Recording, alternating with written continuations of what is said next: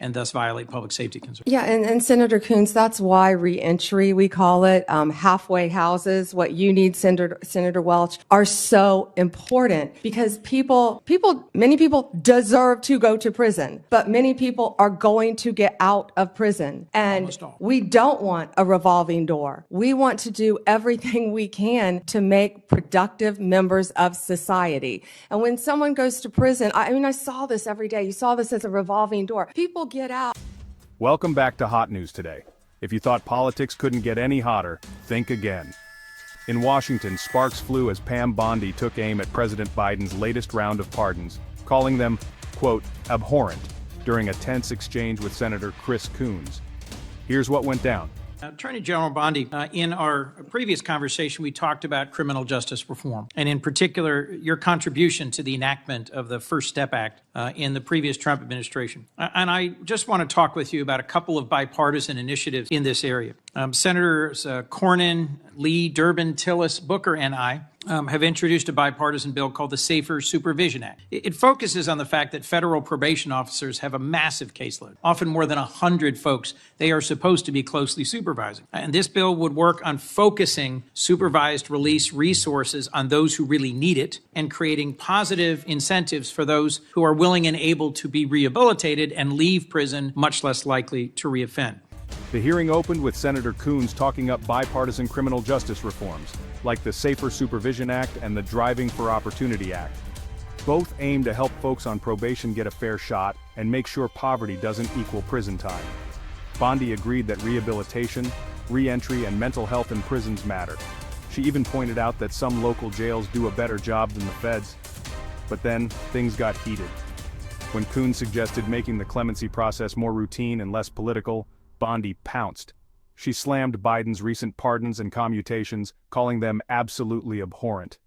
Her biggest issue? Some pardoned individuals, according to Bondi, had dark and violent pasts. For her, these weren't just questionable calls, they were outright indefensible.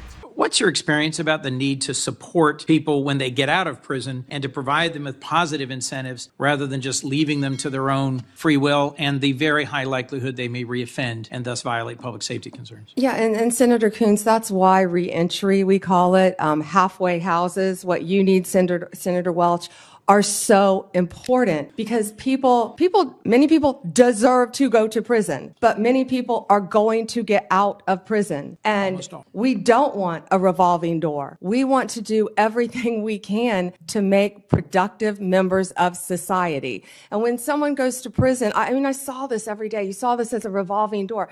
People get out. And first of all, I back up. We need drug programs. I could go on. We need drug programs, more drug programs in our prison. We have to. Mental health, we would be here for another 2 days. We have to get more mental health in our prison system, counseling to help people. I think our local jails actually do a better job of it, at least in Florida. But we've got to work on that because when people get out, we expect them to do well. Many people don't even know how to go get a driver's license, yet we're telling you, go get a job, to have a place to live. So we have to do everything we can to help.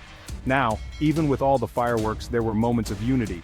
Both Bondi and Coons praised drug courts, veterans courts, and mental health courts as real solutions, focusing on help, not just punishment. But when it came to Biden's use of clemency, the divide was sharp. Coons focused on fairness and reform. Bondi? She said Biden's moves put public safety at risk. If I could move to the driver's license question. I've also led a bipartisan bill with Senator Wicker.